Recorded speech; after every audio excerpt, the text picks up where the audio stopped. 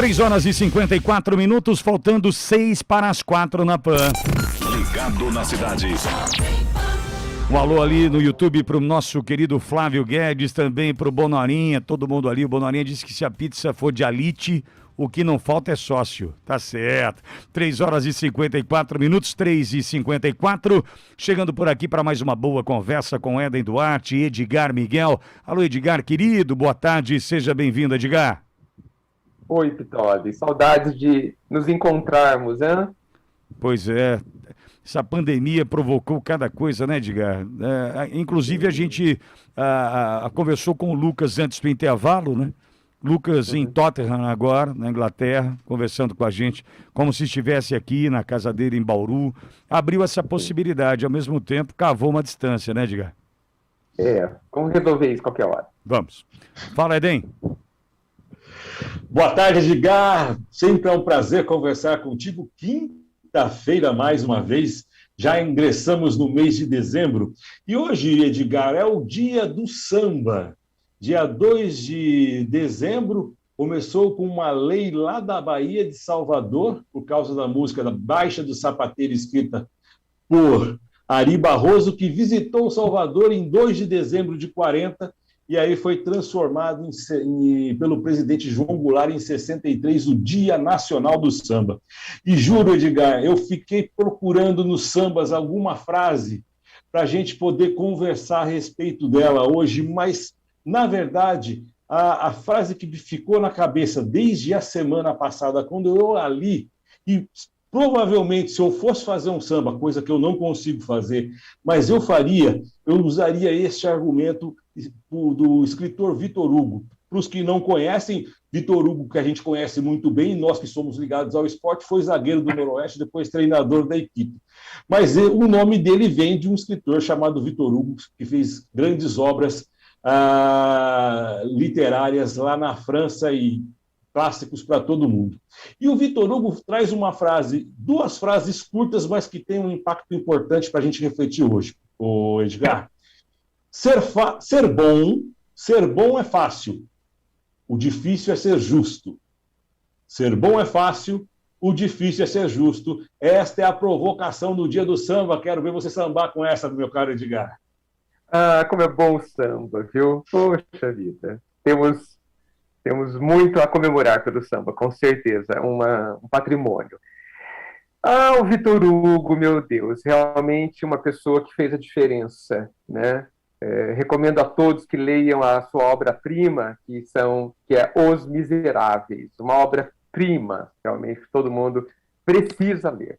Mas a sua provocação é fantástica, e eu posso dar uma piorada nessa frase dele, quer dizer, melhorada, né? É assim, ser bonzinho é fácil, ser justo é que é difícil. Porque realmente, né, como a gente gosta de ser bonzinho às vezes, né, por conta de determinados interesses, né, mas ser justo é sempre difícil, porque muitas vezes, olha só que interessante, né, para que você seja justo de verdade em algumas situações, você é obrigado a contrariar até alguns interesses próprios. A justiça está tão acima de nós que o justo até contraria os próprios interesses imediatos, claro, né? Os interesses menores, evidentemente. Não estou falando dos grandes interesses, não estou falando dos interesses que os grandes homens e grandes mulheres têm, né? Que é um deles de ser realmente íntegro, justo, fiel ao seu propósito de ter paz na consciência. Então, Edgar, ser bonzinho é muito fácil. Eu vou trazer a questão do justo ligado à religião. Na Bíblia, nós temos algumas pessoas que são citadas como justo. Essa palavra justo ela aparece na Bíblia para 2 ou 3 pessoas. Aqui eu me lembro José.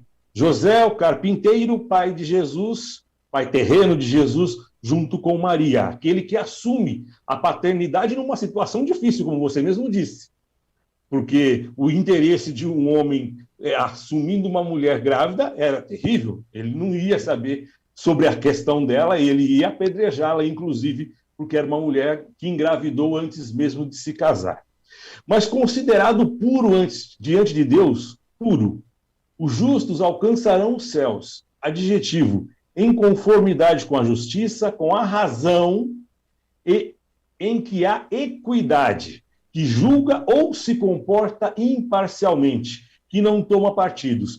Vou pedir para você falar um pouquinho agora, Edgar, com relação a um aspecto desse justo, que é aquele que anda conforme a equidade, em que há equidade. Essa palavra, ela vem para a gente muitas vezes como igualdade, mas ela tem uma diferença que eu gostaria que você me explicasse, Edgar.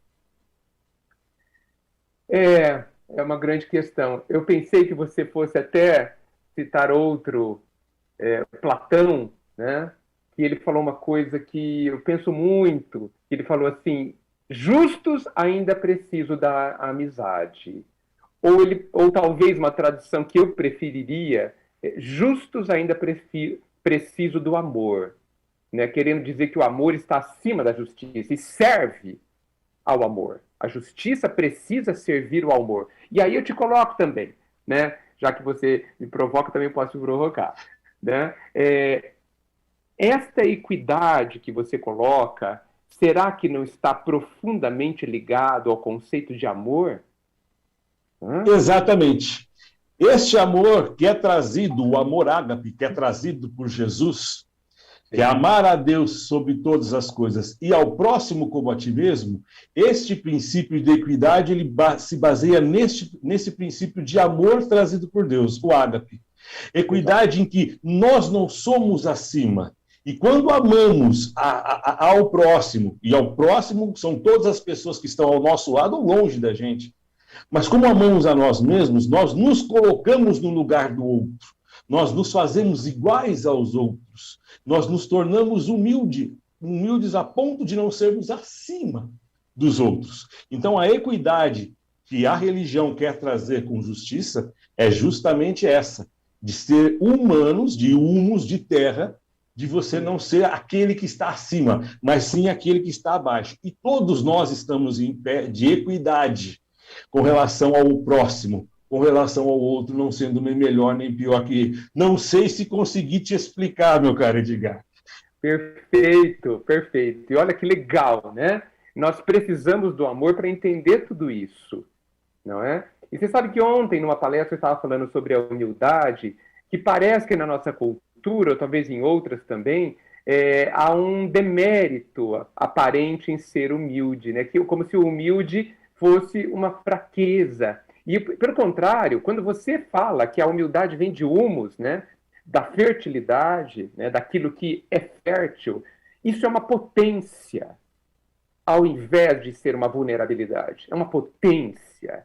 Né? E, infelizmente, no nosso meio social, aquele que anda de peito estufado, de cabeça erguida, e cabeça erguida significa os dignos, que devem andar com a cabeça erguida, né? Mas, assim, de cabeça erguida, se colocando acima do outro. Esse, sem perceber, se diminui, na verdade. Né? Até perante si mesmo, inclusive, porque é ofensivo você se colocar acima de alguém. Precisa ser ofensivo, precisa ser um demérito desse tipo.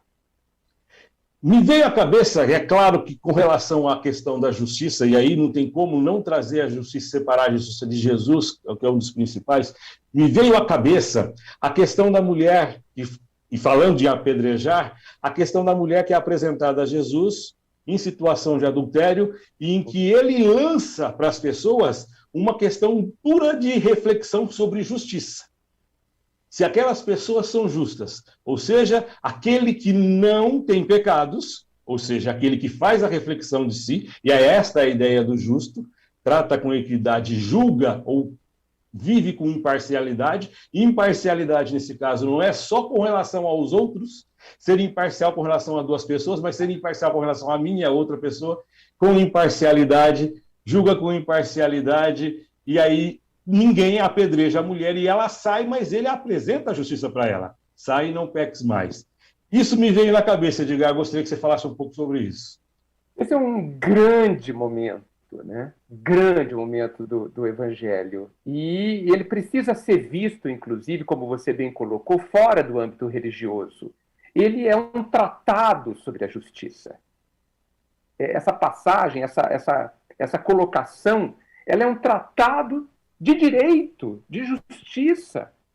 E deveria ser estudado pela antropologia, pela sociologia, pelo direito, por que não? Muito além do âmbito religioso. É talvez o mais elevado conceito sobre equidade, sobre julgamento, né? Que a gente precisa incorporar na nossa vida. Né? Não julgarmos nem a nós mesmos. A todos discernir, aprender a discernir, a analisar, isso sim, necessário, porque a gente precisa separar o certo do errado, porque insistentemente, inevitavelmente, nós fazemos escolhas, somos obrigados a fazer escolha, felizmente, né? Mas julgar tem a ver com rótulo, né? Tem a ver com estereótipos, tem a ver com preconceitos, né? Você rotula, determina, você marginaliza, você derruba a pessoa, né? E nós precisamos julgar o ato. O que eu prefiro dizer, discernir o ato. Esse ato não é bom. Tanto que Jesus disse, não faça mais isso. Por quê? Porque não é bom para você. Para você. Esse é o grande motivo, né? Porque, assim, não consigo imaginar que algum ato nosso ofenda alguma divindade, tão acima que ela está, né? Mas nos ofende. Para encerrar essa nossa conversa de hoje, Edgar, eu vou trazer um trecho de uma música do Nelson Cavaquinho, Dia do Samba, chama Juízo Final, para os ouvintes lembrarem dela e agradecer desde já você, meu caro Edgar. O sol há de brilhar mais uma vez, a luz há de chegar nos corações, o mal será queimada a semente, e o amor será eterno novamente. É o juízo final, a história do bem e do mal. Quero ter olhos para ver a maldade desaparecer. É o juízo final, a história do bem contra o mal. Quero ter olhos para ver a maldade desaparecer. Edgar Miguel, sempre é um prazer conversar contigo. Muito obrigado por mais essa quinta-feira. Muito obrigado e que o juízo final chegue todos os dias.